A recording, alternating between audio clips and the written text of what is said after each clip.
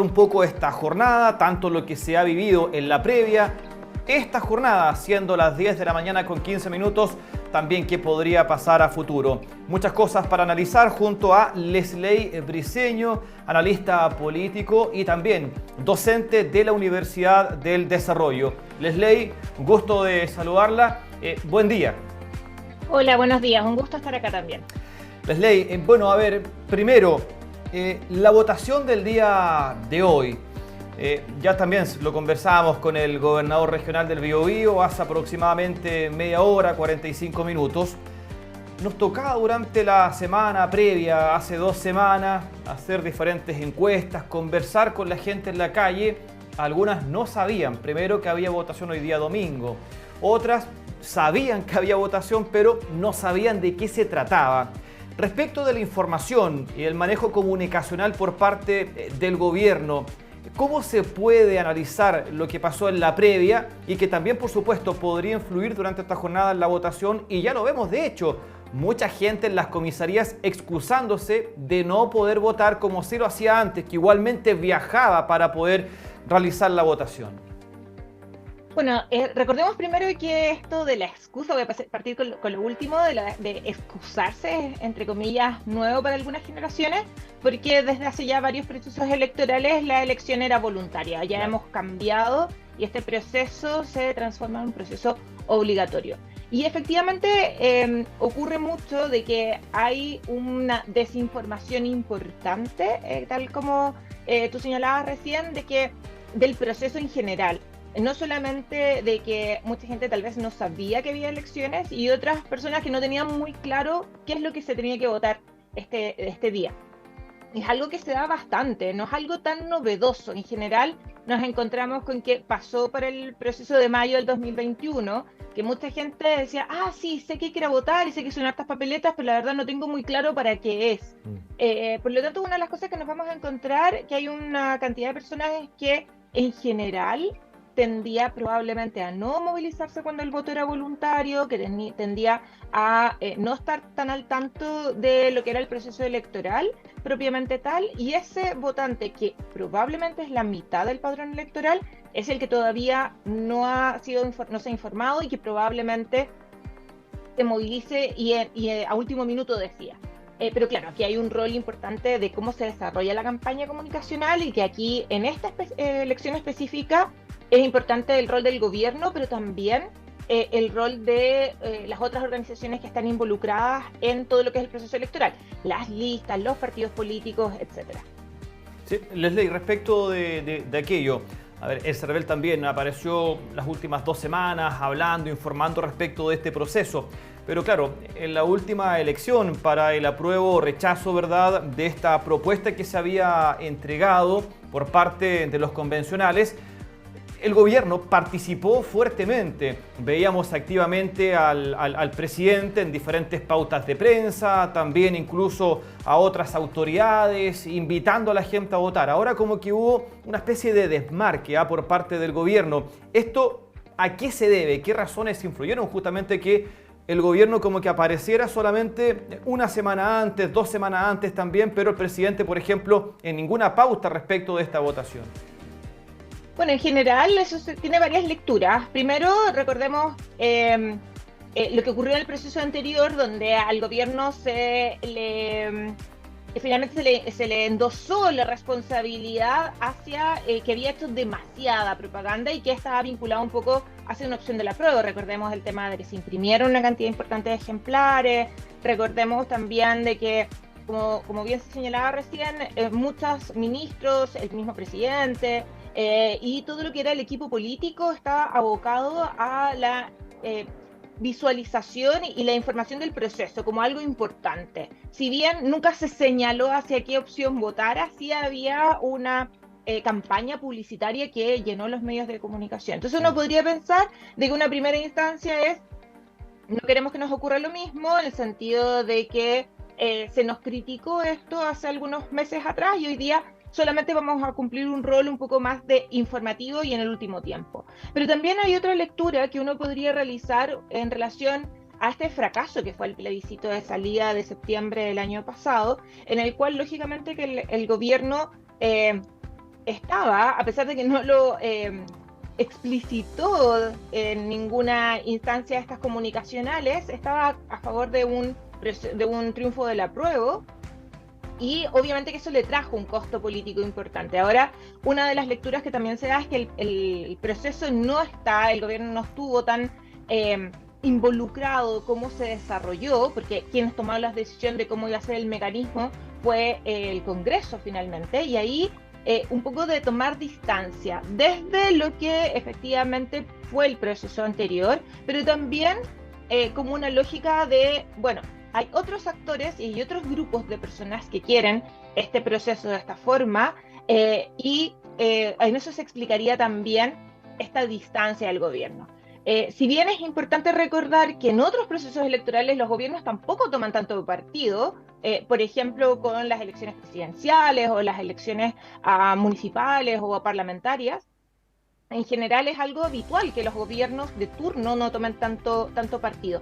Sin embargo, como es una elección anómala, una elección nueva, entre comillas, probablemente se habría esperado que hubieran algunos gestos de llamados a votar, a la información. Hoy día el presidente lo decía en su punto de prensa cuando fue a votar temprano en la mañana, allá en Punta Arenas, que la importancia de votar, hizo ese discurso en el punto de prensa que podría haber sido bueno haberlo visto en otras actividades. Exactamente. Respecto del futuro, ¿podría sacar el gobierno algún rédito a favor o en contra, incluso dependiendo de esta votación? ¿O esta no es tan importante, tan trascendente para el Ejecutivo como sí podría ser el rechazo o aprobación de esta nueva propuesta? En general, todos los procesos electorales siempre, independiente del gobierno de turno, va a ser un poco de plebiscitario en torno a la acción del gobierno.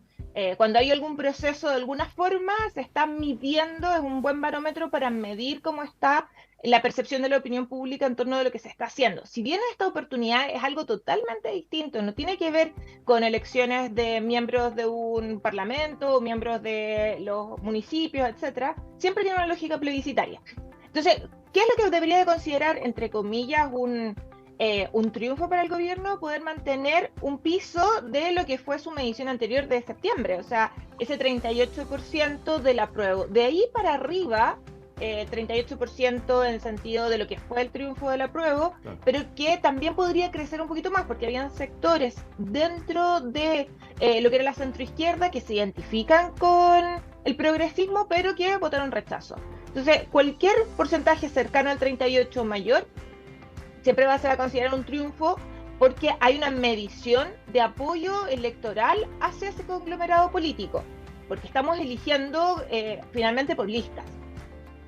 Todo resultado menor a 38 probablemente va a tener que ser interpretado con algún tipo de cuidado, y obviamente de cuidado desde el gobierno para saber qué es lo que está pasando, que no logra movilizar a la misma cantidad de personas que votaron por sus ideas en el plebiscito anterior, y probablemente si miramos también ese 49% que obtiene la elección parlamentaria, la última elección parlamentaria, lo que son las fuerzas políticas de gobierno. Entonces ahí está ese momento, y lógicamente que probablemente esto va a significar un proceso de reflexión, no sé si de cambio de gabinete o de ajustes ministeriales profundos, porque tiene un equipo político que está mucho más vinculado hacia lo que se conoce hoy día como el socialismo democrático, y que el presidente, y que goza con toda la confianza de la presidencia, pero sí probablemente en el discurso, probablemente en las medidas que se están adoptando, porque esta campaña se plebiscitó a temas que no tienen que ver con la Constitución, que tienen que ver con temas de seguridad, con temas de narcotráfico, de delincuencia, y eso es lo que, por un lado, lamentablemente la gente va a ir a votar,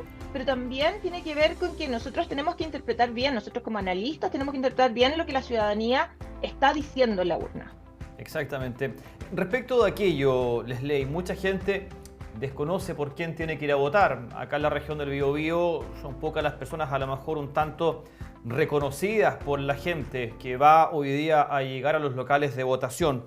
Respecto de aquello, ¿qué incidencia podrían tener, por ejemplo, los votos nulos, los votos blancos? ¿Qué explicación hay respecto de lo que puedan influir estos votos? Bueno, en general cuando los procesos son obligatorios, los votos nulos y blancos tienden a aumentar, porque la gente va a votar porque no quiere la multa, ¿ya? Y hoy día, como vemos esta aglomeración en las comisarías, porque las personas que están a más de 200 kilómetros de su local de votación están yendo a excusarse, principalmente porque hay un tema de una multa, dejar constancia en realidad, no se excusan hoy día, sino que se deja una constancia. Por lo tanto, el porcentaje de nulos y blancos va a aumentar. Si miramos las elecciones con voto voluntario, era muy marginal los votos nulos y blancos, cercano al 1 al 2%. Hoy día podríamos tener cercano al 10% de votos nulos y blancos, pero lo que primero hay que definir es que no afectan al proceso propiamente tal, son solamente los porcentajes se cuentan desde lo válidamente emitido. Los nulos y los blancos nos queda como el dato estadístico, no se suman, aquí hay que desmitificar muchas cosas, no se suman a ninguna mayoría, no tienen que ver con que después se lo pasamos al candidato más votado o menos votado, no, los nulos y los blancos se sacan. Pero un poco cuál es la lectura de gente que va a votar, pero porque no quiere la multa, que no sabe por quién votar, que finalmente no hay ninguno de esos candidatos que lo representa y que finalmente uno podría mirar desde lo que es la insatisfacción y la desafección política, esta crisis de las instituciones que tenemos, de la crisis de confianza en las instituciones, uno podría leer ese voto nulo o blanco. Lo que sí hay que tener claro es que ningún sector político se podría adueñar de esos votos. O sea, puede ser un voto rechazo al sistema, un voto rechazo en sí a la institución, no me gusta ningún candidato, o sencillamente soy tan apolítico que en realidad no quiero participar, pero voy a hacerlo solamente porque no quiero la multa. Entonces, esa lectura es una lectura que probablemente la vamos a tener que mirar más a largo plazo. Perfecto. ¿Era esperable entonces lo que está sucediendo durante esta jornada? Lentitud en la instalación, conformación de las mesas, que bueno, ya está avanzando poco a poco, pero respecto de la gente llegando a los locales de votación. Sí, de hecho yo hoy día miraba las noticias de la mañana, vocales mesas que decían, me enteré anoche que era vocal de mesa porque estaba buscando sus datos para saber dónde tenía que votar y le aparece que fueron vocales de mesa. El CEPEL recién hace, no sé, un par de minutos atrás indicó que estaba el 97% de las mesas constituidas y son casi las 10:30 de la mañana, cosa que es algo que en realidad uno habría esperado que fuese antes. Hay poco movimiento de personas. En general, el día no acompaña, si pensamos en Concepción, está helado, había una neblina bastante importante temprano. En general, los adultos mayores son los que votan en la mañana. Sí. Y eso también, si está en un día nublado y está feo, probablemente los adultos mayores no se quedaron un rato más en la cama, quisieron descansar un poco. Quizás los hijos que llevan a votar a los papás dijeron, no, papá, es muy temprano, no, mamá, es muy temprano. Entonces, también ese poco movimiento se debe al tipo de votante que va a votar en la mañana, que son los adultos mayores. En general, ellos son los que votan, adultos y adultos mayores en general. Los jóvenes tienden a ir a votar en la tarde, ya como parte, sí, verdad que tenía que ir a votar, así que me movilizo. Y yo creo que por eso también se debe a la falta de personas en las urnas.